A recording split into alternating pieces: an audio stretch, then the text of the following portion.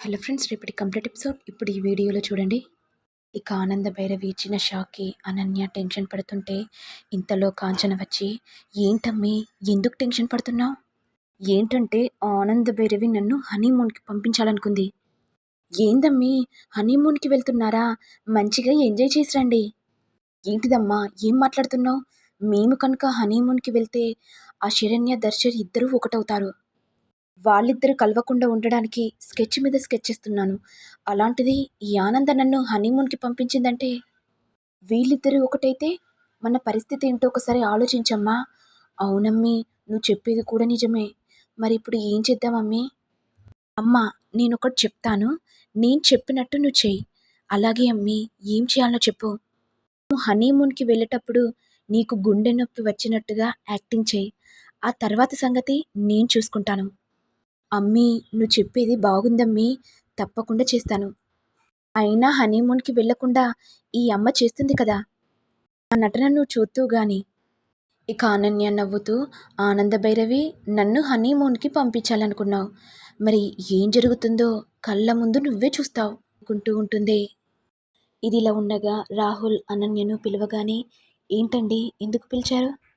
మనిద్దరిని honeymoon ట్రిప్కి వెళ్ళమని మా పిన్ని చెప్పింది కదా. మరి నీ లగేజ్ సర్దుకున్నావా? సర్దుకున్నానండి. సరే పద అనన్య, ఇక వెళ్దాం. ఏంటండి, చెప్పింది ఇప్పుడే కదా, మరి ఇప్పుడే వెళ్ళడం ఏంటి?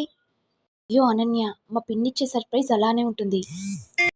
వెళ్దాం పద అనన్య అని అనేసరికి అనన్య టెన్షన్ పడిపోతుంది. ఇక వెంటనే రాహుల్ ఆనంద భైరవి దగ్గరికి వెళ్ళి, పిన్ని, ఇక నేను వెళ్ళొస్తాను. వెళ్ళండి రాహుల్, మీరు వెళ్ళే చోట అన్ని ఏర్పాట్లు నేను చేశాను. ఇక అనన్య టెన్షన్ పడుతూ, అమ్మా, ఏదో ఒకటి చేసేసే, లేకపోతే నన్ను రాహుల్ తీసుకెళ్తాడు. ఇక వెంటనే ఆనంద భైరవి, ఏంటనన్య ఏదో ఆలోచిస్తున్నా? ఈ హనీమూన్ నువ్వు మర్చిపోలేని అనుభూతిగా కనిపిస్తుంది అనన్య. ఇటు ఆనంద భైరవి మనసులో, ముందైతే వెళ్ళు, నువ్వు తిరిగొస్తావో లేదో కూడా గ్యారెంటీ లేదు, పాపం అనన్య అని ఆనంద భైరవి నవ్వుకుంటే ఇదంతా అనన్య చూసి, అయినా ఈ ఆనంద భైరవి నన్ను ఏం చేయాలనుకుంటుంది? అసలు ఎందుకు నవ్వుతుంది? కుంప తీసి నన్ను హనీమూన్ కని చెప్పి ఎక్కడో ఒక చోట ఇరికించాలని చూస్తుందా? అమ్మో, నేను హనీమూన్కి ట్రిప్కి వెళ్ళను. ఇప్పుడు నేనేం చేయాలి? రాహుల్కి చెప్తే నన్నే కోప్పడతాడు. ఇక అనన్య టెన్షన్ పడుతూ, అమ్మా, ఇక నేను వెళ్ళొస్తాను, నువ్వు జాగ్రత్తగా చూసుకో. వెంటనే శరణ్య మాట్లాడుతూ, ఏంటక్క ఎందుకు టెన్షన్ పడుతున్నావు? పెద్దమ్మను నేను చూసుకుంటాను, నువ్వు బయలుదేరక్క. ఇక వెంటనే రాహుల్, అనన్య, టైం అయిపోతుంది, వెళ్దామా? సరే అండి, వస్తున్నాను. ఇక కాంచన వెంటనే, ఏదో ఒకటి చేయాలి, లేకపోతే నా బిడ్డ నాకు దూరం అయిపోతుంది అనుకుంటూ కాంచన గుండెపోటు వచ్చినట్టుగా కింద పడే యాక్టింగ్ చేస్తుంది. ఇక వెంటనే కాంచన గట్టిగా అరుస్తూ, గుండెపోటు వచ్చింది నాకు, బాగా నొప్పిగా ఉంది అని అనేసరికి వెంటనే మనసులో, ఇదే మంచి ఛాన్స్, ఇక నేను వినియోగించుకోవాలి అనుకుంటూ పెద్దమ్మ దగ్గరికి వెళ్ళి, ఏంటి పెద్దమ్మ, ఏమైంది? మీకు గుండెపోటు వచ్చిందా?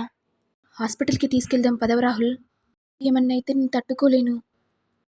రాహుల్ హాస్పిటల్కి తీసుకెళ్తుండగా ఇక వెంటనే ఆనంద భైరవి, ఆగు, నేను చూసుకుంటాను. గుండెపోటు వచ్చింది కదా, హాస్పిటల్కి తీసుకెళ్ళాలి కదా అన్న. రాహుల్, ఎందుకు టెన్షన్ పడిపోతున్నావు? డాక్టర్స్ అందరూ మన ఇంటికి వస్తారు కదా, చూసుకుంటారు. మీరు హనీమూన్ ట్రిప్కి వెళ్ళండి, కాంచన సంగతి నేను చూసుకుంటాను. పాపం గుండెపోటు ఎలా వచ్చిందో తెలియజేస్తాను. ఇక డాక్టర్స్ కాంచనకి వైద్యం చేస్తారు. మరి డాక్టర్స్ని పిలవమంటారా? మీకు తక్కువ కాకపోతే ఆపరేషన్ చేయమంటారా? సరికి కాంచన టెన్షన్ పడుతూ, అమ్మో, డాక్టర్స్ని పిలిచి నాకు ఆపరేషన్ చేసేలా ఉంది.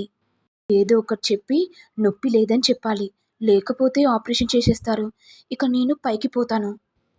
కాంచన, అమ్మ ఆనంద, ఇప్పుడు కొద్దిగా నొప్పి తగ్గింది, బాగానే ఉన్నానమ్మా. అయినా డాక్టర్లు ఎందుకమ్మా, పండ్లు తీసుకుంటే సరిపోతుందమ్మా. అమ్మ అనన్య, నువ్వు హనీమూన్కి ట్రిప్కి వెళ్ళమ్మా, నీ సంగతి చూసుకుంటానమ్మా, నువ్వేం టెన్షన్ పడకు. అయ్యో అమ్మ, ఇప్పుడు నేనేం చేయాలి? హనీమూన్ ట్రిప్కి వెళ్ళడమే ఇష్టం లేదు, అయినా రాహుల్తో సంసారం చేయడమే ఇష్టం లేదు. అనన్య రోహిత్తో వెళ్ళిపోతుంది. శరణ్య, ఏంటి పెద్దమ్మా, నా సంగతి మీరు చూసుకుంటారా? నా సంగతి చూసుకోవడం కాదు, నేనే నీ సంగతి చూసుకుంటాను పెద్దమ్మా. నా కాపురాన్నే చిచ్చు పెట్టాలనుకుంటున్నావా? ఒక ఆడదానివే కదా! ఆడదానివి కాదు, ఒక పశువువి. శరణ్య, ఏం మాట్లాడుతున్నావు? కంటికి ఎలా కనబడుతున్నాను? ఇల్లు లేనట్టు నా ఇంట్లో పడెందుకుంటున్నావు? ఈ విషయాన్ని మీ పెద్దత్తకు చెప్పమంటావా? చెప్పు, నేను కూడా చెప్తాను. నువ్వెలా మాటలతో అల్లిస్తావో ఆ మాటలతో నేను కూడా అల్లుతాను పెద్దమ్మా. కొద్ది రోజులు మౌనంగా ఉండాలి. లేకపోతే ఈ శరణ్య నన్నే బయటికి గింటేసేలా ఉంది. ఒక నీడ కూడా లేదు. ఇప్పుడు నేను ఎక్కడికెళ్ళి బతకాలి? వచ్చేంతవరకు మౌనంగా ఉండడమే బెస్ట్. ఉండగా వెంటనే శరణ్య, ఏంటి పెద్దమ్మా, ఏం ఆలోచిస్తున్నావు? మీ ఆయన నీతో నేనేం పెట్టుకుంటానమ్మా? నీకు నచ్చినట్టుగా నువ్వు ఉండమ్మా. నీ జోలికి మాత్రం రాను. ఇటు మాట్లాడవు పెద్దమ్మా. ఎంతో ఒక మూలన పడిండు. ప్రతిరోజు అన్నం పెడతాను. లేకపోతే వచ్చేంత వరకు ఉపవాసం ఉండాలి. అర్థమైందా? అలాగే శరణ్య, నువ్వు చెప్పినట్టు చేస్తానమ్మీ. అని ఆనందభైరవి నవ్వుకుంటూ, శరణ్య, ఇప్పుడు నువ్వు చాలా బాగా నచ్చావు. ఒక ఆట ఆడుకున్నావు కదా కాంచనతోని. అత్తయ్య నా కాపురాన్ని కూల్చాలనుకుంటుంది. అలాంటి వాళ్లకు తగిన గుణపాఠం చెప్పాలి కదత్తయ్య. నెక్స్ట్ ఎపిసోడ్లో ఏం జరుగుతుందో చూడాలి. రాహుల్ హనీమూన్ ట్రిప్‌కని వెళ్తారా?